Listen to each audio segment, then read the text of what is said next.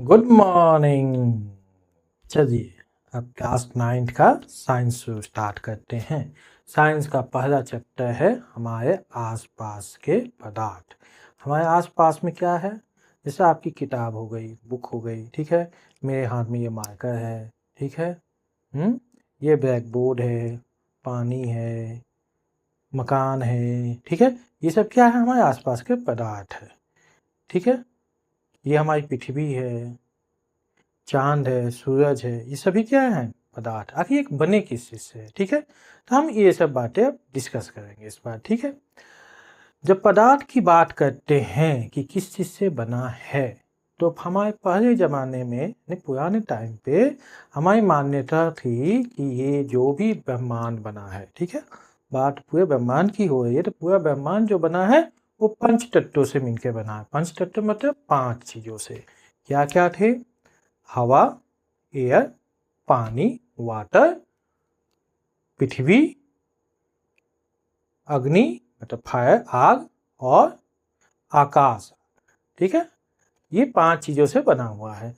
और लगभग ऐसे ही अलग अलग सभ्यताओं में भी कुछ इस तरह की मान्यताएं थी। लेकिन जब विज्ञान की बात हुई, विज्ञान की तरक्की हुई, तो हमने ये देखा कि ये जो पदार्थ हैं या पूरा ब्रह्मांड है, ये पूरा ब्रह्मांड 2 चीजों से मिलकर बना है। एक है मैटर यानी पदार्थ, द्रव्य, और दूसरा है ऊर्जा, ठीक है। जब आइंस्टीन साहब की हमारी थ्योरी आती है, महान वैज्ञानिक आइंस्टीन की, तो वो क्या बोलते हैं कि जो मैटर है, जो पदार्थ है, द्रव्य है, वो भी ऊर्जा का ही एक रूप है, ठीक है।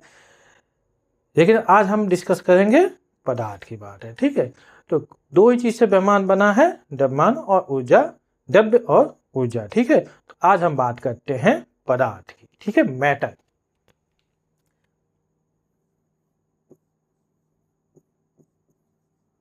पदार्थ, मैटर, ठीक है। पदार्थ या मैटर, ठीक है। पदार्थ क्या है? तो पदार्थ की डेफिनेशन दी जाती है। मैटर की क्या डेफिनेशन दी जाती है? एनीथिंग विच है mass and occupied space is called matter. यानी जिसके पास द्रव्यमान हो और वह जगह घेरती है, तो उसको पदार्थ कहते हैं। तो पदार्थ की 2 विशेषता है। क्या है? कि वो एक जगह घेरेगी, उसका एक आयतन होगा, और एक उसका द्रव्यमान होगा, ठीक है। तो 2 चीज होंगी पदार्थ में, 2 चीज होंगी। एक होगा द्रव्यमान, द्रव्यमान, और दूसरा होगा उसका आयतन। वो कुछ ना कुछ जगह घेरेगी, ठीक है। उसमें कुछ ना कुछ द्रव्यमान होगा और वो कुछ ना कुछ जगह घेरेगी। उस ऐसे को हम क्या बोलेंगे? उसको पदार्थ करेंगे। जो भी चीज जगह घेरती हो और उसमें द्रव्यमान है, तो वो क्या है? पदार्थ है, ठीक है। अब आगे बात करते हैं द्रव्यमान। तो आपको पता है द्रव्यमान क्या बताता है कि एक्चुअल में उसमें कितना मटेरियल है, मतलब कितना द्रव्य है उतना, ठीक है। और आयतन कितना जगह घेरती है। इन दोनों के आपने घनत्व भी पढ़ा होगा। घनत्व, घनत्व क्या होता है? द्रव्यमान बाई द्रव्यमान बटा आयतन, ठीक है। द्रव्यमान बटा आयतन को क्या बोलते हैं? घनत्व।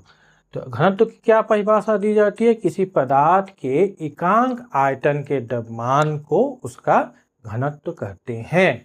पदार्थ के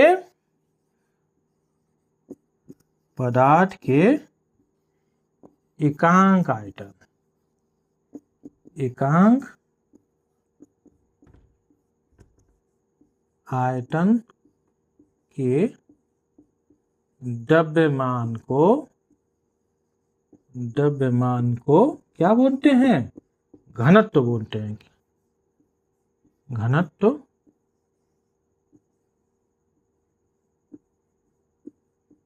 कहते हैं, ठीक है। घनत्व कहते हैं। जैसे आपको पता है कि लोहा जो है वो पानी से भारी है। भारी मतलब हम जैसे बोल देते हैं भारी, इसका मतलब क्या है? उसका घनत्व ज्यादा है। यदि जितना समान आयतन का पानी दे और समान आयतन का लोहा दे, तो लोहा का द्रव्यमान ज्यादा होगा और पानी का कम होगा, और पानी से कम तेल का होगा, गैस का होगा। ठीक है, तो इस तरह से घनत्व डिफाइन किया जाता है। घनत्व का आयतन क्या होता है? घनत्व के आयतन बोल रहे हैं, घनत्व की मात्रक। घनत्व का मात्रक होता है, ऐसा ही मात्रक होगा kg metre cube. kg metre cube, ये ऐसा ही मात्रक है किसका? घनत्व का। घनत्व का kg मीटर क्यूब होता है। ठीक है, और दूसरा ग्राम सेंटीमीटर क्यूब। ठीक है, सीजीएस में ग्राम सेंटीमीटर क्यूब और ऐसा ही मात्रक kg मीटर क्यूब, ये आपको पता है। अब हम इसके आगे का पढ़ते हैं। ठीक है,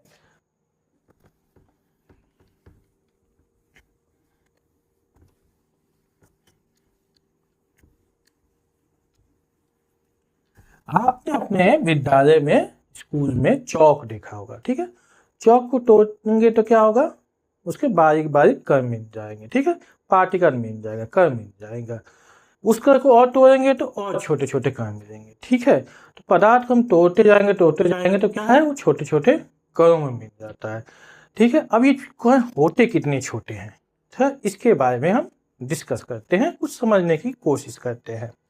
चलिए, मान लीजिए कि हमारे छत पे एक टंकी है, पानी वाला टंकी, जो कि कितना होगा? पानी का टंकी ये 1000 लीटर। ठीक है, 1000 लीटर की टंकी होती है।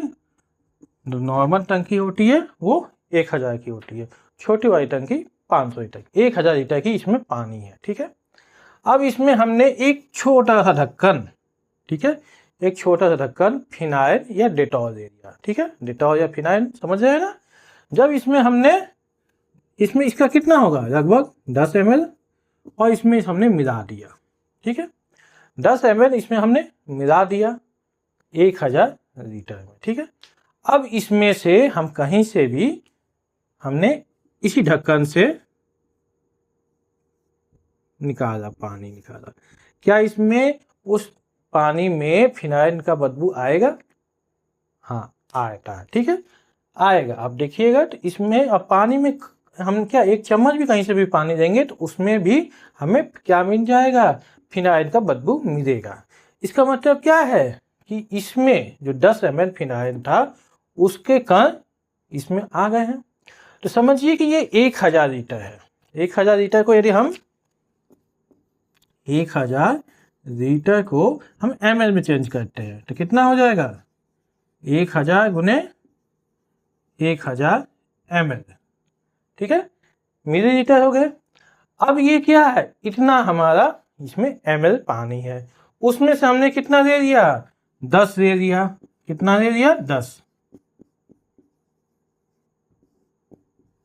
10 एक कट गया तो ये कितना मिल गया? 1000 गुने 2, यानी क्या? 1,00,000। ठीक है, तो कम से कम इस 10 ml में 1,00,000 कण होंगे, तभी तो इसके कण इसमें आ गए, तभी तो बदबू आ रहा है। ठीक है, तो इसमें कम से कम इतने होने चाहिए, लेकिन इससे ज्यादा होते हैं। ठीक है, क्योंकि एक कण से बदबू नहीं आएगी, बदबू थोड़ा ज्यादा होगा तभी आएगी ना। ये क्या है? मतलब क्या है कि 10 ml में, 10 ml छोटी सी जो ढक्कन है उसमें हमें 1,00,000 से ज्यादा कण मिलेंगे। ठीक है, इसका मतलब क्या? जो पार्टिकल होते हैं, जो कण होते हैं, वो बहुत ही छोटे छोटे होते हैं। ठीक है, जो कण होते हैं उनको हम क्या किसमें नापते हैं? देखिए, ये हमारे जितने हम सोच सकते हैं उससे भी ज्यादा छोटे होते हैं कण। ठीक है, जितना आप सोचिएगा कि देखना तो दूर की बात है, देखने को तो हम बहुत कुछ नहीं देख पाते, तो इन कणों को इतने छोटे छोटे कणों से मिलकर बना होता है जिनको हम देख नहीं सकते हैं। ठीक है, तो ये जो है इनका जो मेजरमेंट होता है, इनको जो नापा जाता है वो नापा जाता है एंगस्ट्रॉन में। एक एंगस्ट्रॉन में 10⁻⁻10 मीटर होता है, ये आपको पता है। ठीक है, तो जो मैटर, जो कण, पदार्थ के कणों हैं, उनको नापा जाता है एंगस्ट्रॉन में। 2 एंगस्ट्रॉन, 4 एंगस्ट्रॉन, 10 एंगस्ट्रॉन, इन्हें एंगस्ट्रॉन में उनका मेजरमेंट लिया जाता है। और एक एंगस्ट्रॉन में 10⁻⁻10, ये समझ रहे हैं ना कितनी छोटी राशि है? माइनस में है यानी बटे में, बटे में 1 के आगे 10 जीरो, ठीक है, अरब तक पहुंच जाएगा। तो इतनी छोटी ये कण होते हैं, ठीक है। अब ये कण है, ये कण क्या हो सकते हैं, जो है पदार्थ जो है, हमें क्या पता चला कि जो पदार्थ है, मैटर है, वो छोटे छोटे कणों से मिलकर बना है। क्या है? पदार्थ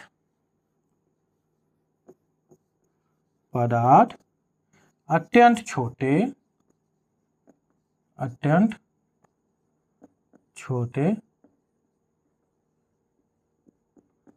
कणों से मिलकर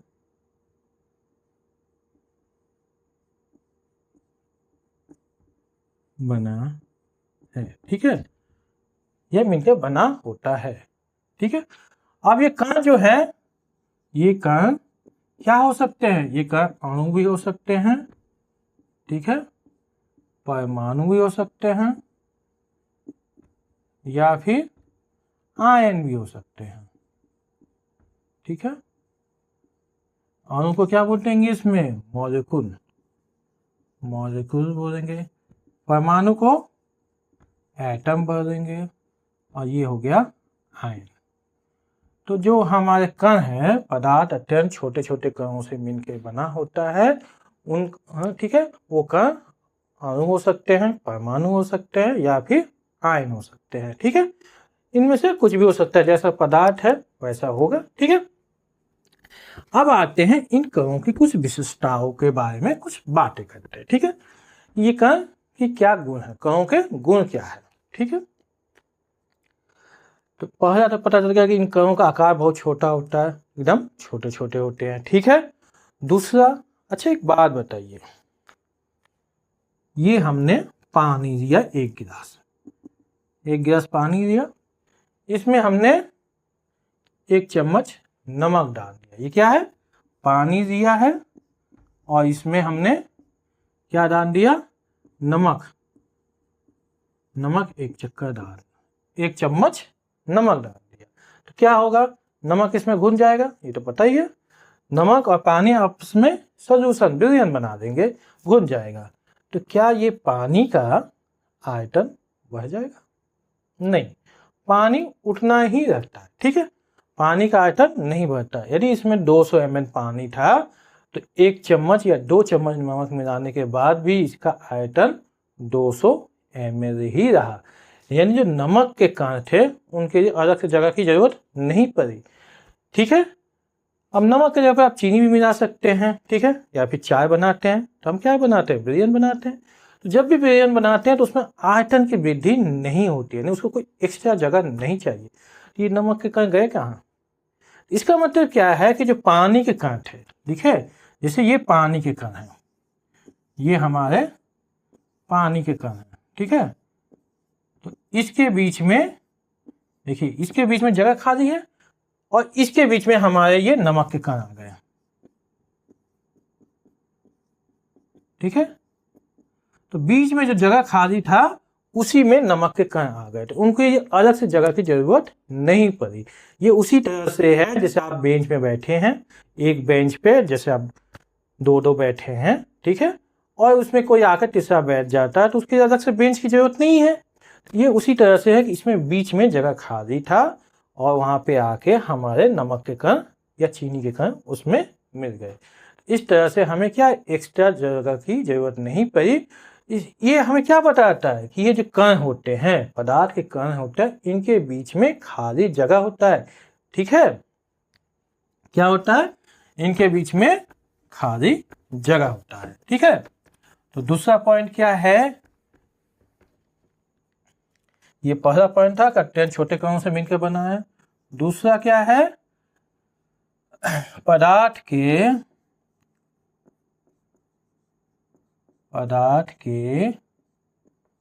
कणों के बीच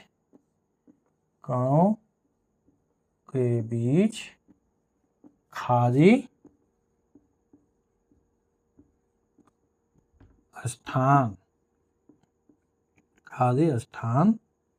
होता है, ठीक है। और इस खाली स्थान को क्या बोलते हैं? अंतर आणविक अंतर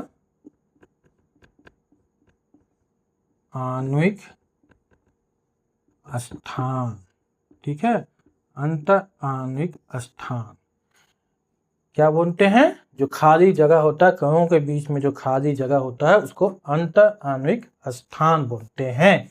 इंटरमॉलिक्यूलर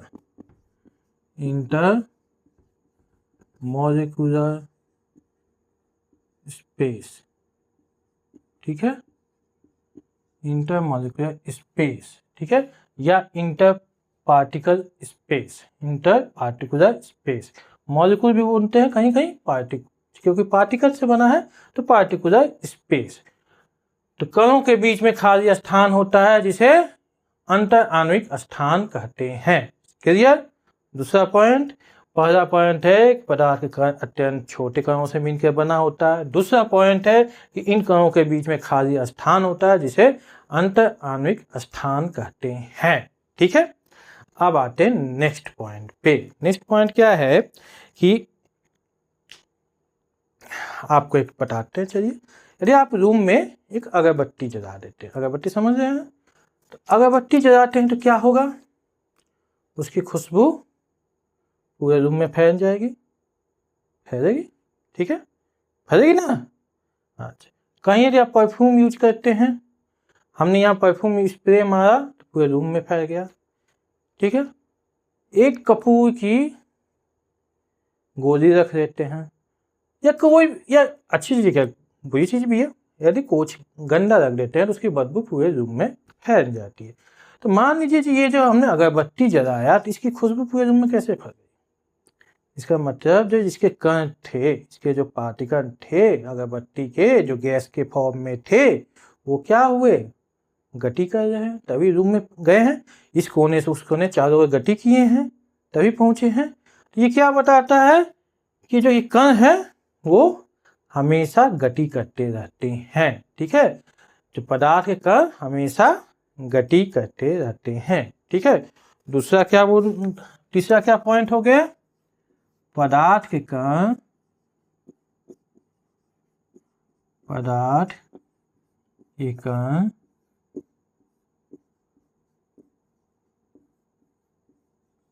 सदैव गति करते रहते हैं। ठीक है, पदार्थ के कण सदैव गति करते रहते हैं। ठीक है, समझ में आ गया। अब एक चीज और बताइए, चलिए हम यहाँ पे एक गिलास ये पानी दिए, ये भी पानी है, ये भी पानी है, ठीक है, दोनों पानी है।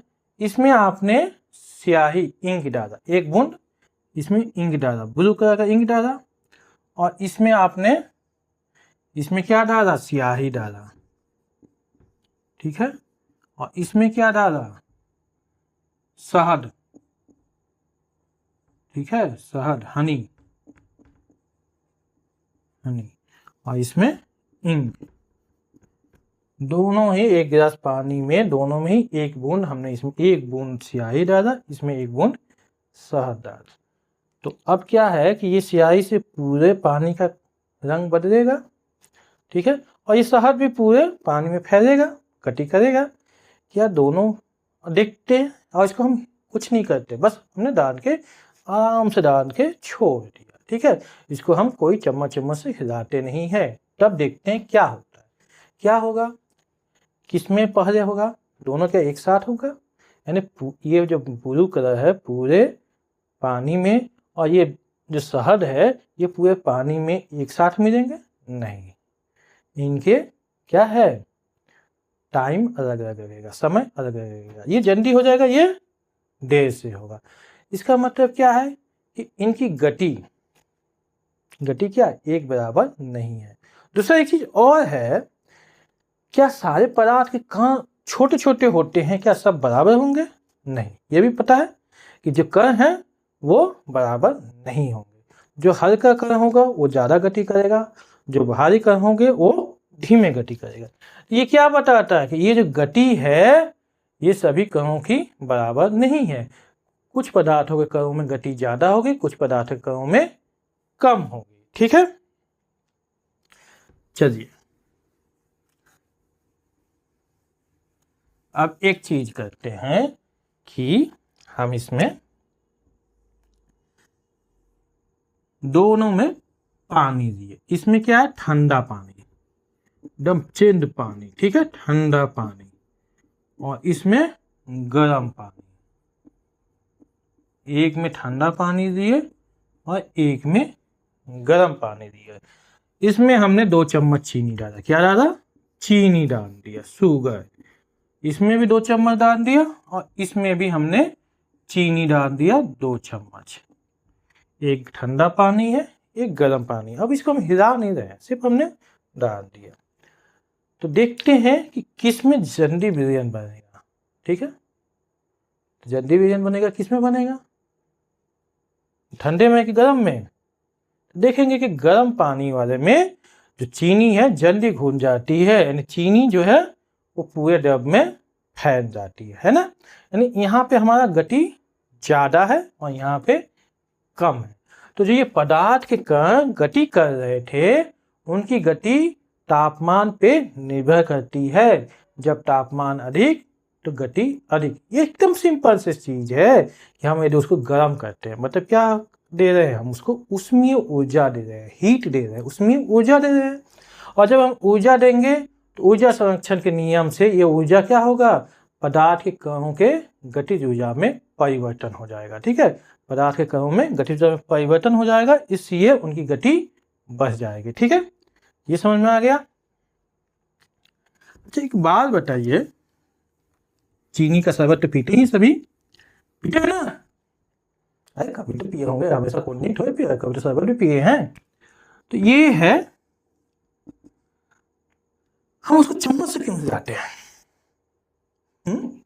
यदि हम इसमें चीनी मिलाते हैं और एक को चम्मच से नहीं मिलाते हैं और एक को चम्मच से हिला रहे हैं, ठीक है, इसमें चम्मच डाल के इसको हिलाए और इसमें चम्मच डाल नहीं, सिर्फ चीनी डाल दी, इसमें जल्दी घुलेगा चीनी, इसमें जिसको हम चम्मच से स्टीयर करेंगे, हिलाएंगे। ऐसा क्यों, देखिए ये सिंपल सी बात है। कभी आप अनाज भरते होंगे बोरी में या आटा भी भरते होंगे तो थोड़ा भर जाता है, तो थोड़ा उसको हिलाते डुलाते हैं तो क्या हो जाता है, जगह बन जाती है, जगह बन जाती है ना। गाड़ी में बैठे हैं ठसम ठुसम टेम्पू में, तो जब बैठने में बड़ा दिक्कत होती है, लेकिन जब गाड़ी थोड़ी चलती है, हिलती डुलती है, तो सब क्या हो जाता है, एडजस्ट हो जाता है। यही काम है वहां पे। जब हम उसको स्टीयर कर रहे हैं चम्मच से, तो ये जो हमारे कणों के बीच में खाली स्थान है ना, पानी के कणों के बीच में खाली स्थान है, उन्हीं खाली स्थानों में हमें चीनी के कण आने हैं। तो वो जब हिलाते डुलाते हैं तो उनकी ये जगह बन जाती है, वहां पे वो जाके सेट हो जाते हैं। ठीक है, इसलिए जब हम स्टीयर करते हैं, चम्मच से हिलाते हैं, तो हमारा विलयन जल्दी बनता है। ठीक है, तो आप ये तो समझ में आ गया कि गति ई और अंतर आणविक स्थान। ठीक है, अंतर आणविक स्थान समझ में आ गया। पानी, उसमें टेम्परेचर, तापमान का क्या असर पड़ेगा। ठीक है, अलग अलग पदार्थों में अलग अलग गति होगी। टेम्परेचर बढ़ाएंगे तो गति बढ़ेगी, और जब हम उसको हिलाएंगे तो हिलाने से भी गति बढ़ेगी। तो उनके बीच में खाली जगह में ज्यादा कण और एडजस्ट हो जाएंगे। ये सब समझ में आ रहा है, एक ही चीज है। तो 2 पॉइंट हो गए क्लियर। पहला, पदार्थ अत्यंत छोटे कणों से मिलकर बना है। दूसरा, पदार्थ के कणों के बीच में खाली स्थान होता है, जिसे अंतर आणविक स्थान कहते हैं, इंटरमॉलिक्यूलर स्पेस। तीसरा क्या है, पदार्थ के कण सदैव गति करते रहते हैं। ठीक है, हाँ ये गति अलग अलग होती है, ठोस में अलग होगी, गैस में अलग होगी, द्रव में अलग होगी, उसको हम आगे पढ़ेंगे। ठीक है, अब एक चीज और बताइए,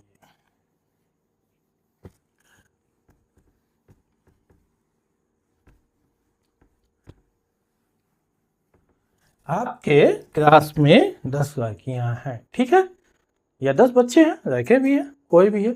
यदि वो कमर में कमर हाथ डाल के, एक दूसरे कमर में कमर हाथ डाल के जकड़े हुए हैं, ठीक है, पहले 10 कमर में, ठीक है। यहाँ पे क्या एकदम पास पास में खड़े हैं और ये कमर हाथ डाल के हैं, ठीक है।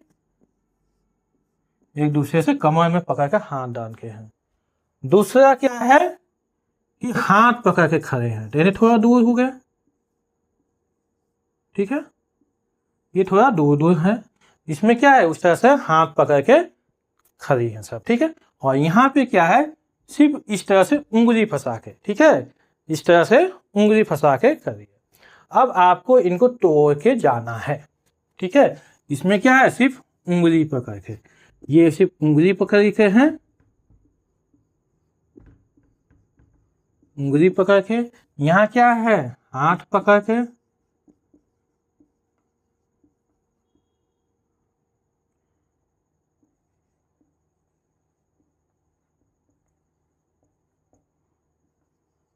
और यहाँ पे क्या है, कमर में हाथ डाल के, कमर में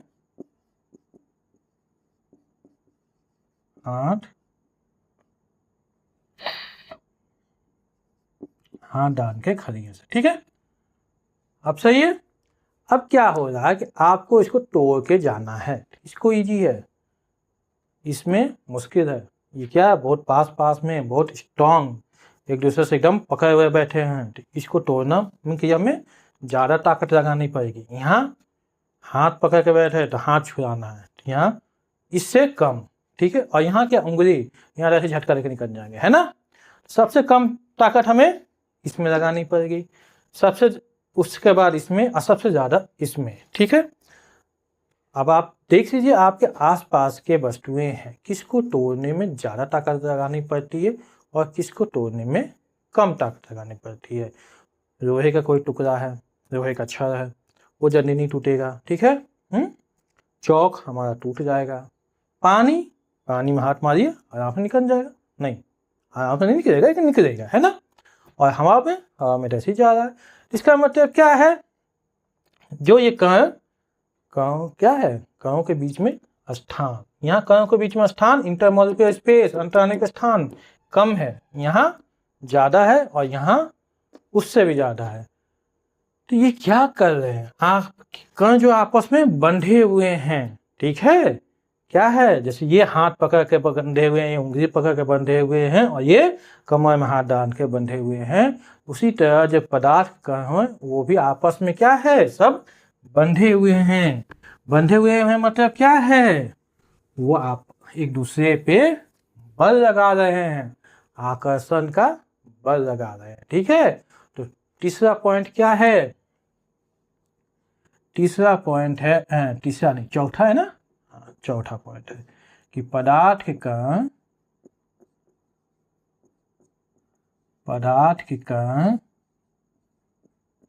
एक दूसरे पर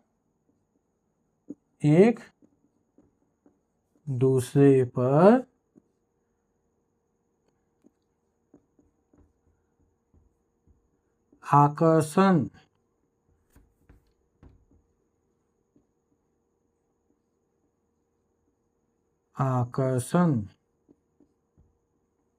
का बल लगाते हैं, ठीक है। पदार्थ के कण एक दूसरे पे बल लगाते हैं और इस बल को क्या बोलते हैं, अंतर आणविक बल। क्या बोलते हैं, अंतर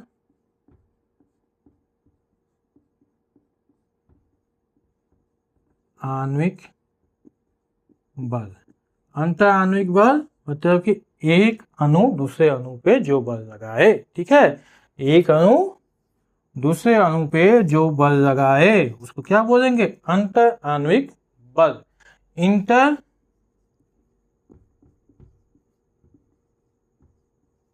मॉलिक्यूलर फोर्स, ठीक है, इंटर मॉलिक्यूलर फोर्स अंतर आणविक बल कहते हैं, ठीक है। तो आज हम पदार्थ के कणों की विशेषता के बारे में पढ़े। तो क्या पढ़ा हमने, बेसिकली आज 4 पॉइंट पढ़ा। पहला क्या है, जो पदार्थ है वो अत्यंत छोटे छोटे कणों से मिलकर बना होता है। पहला पॉइंट क्या है?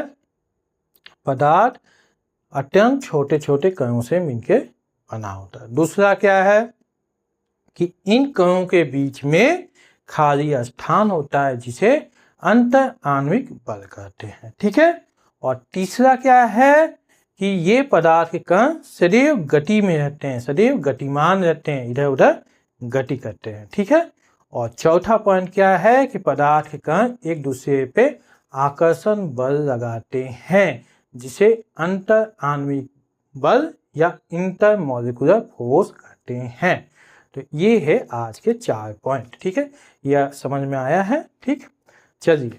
और इसमें यदि कोई आपको क्वेश्चन है तो कुछ है तो कमेंट में दीजिएगा, हम उसका आंसर देंगे। ठीक है, चलिए अब नेक्स्ट क्लास में हम पदार्थ की अवस्था के बारे में पढ़ेंगे। ठोस, गैस, ठोस, द्रव और गैस, पदार्थ की 3 अवस्थाएं, हम इनके बारे में पढ़ेंगे। ठीक है, चलिए, ओके, बाय।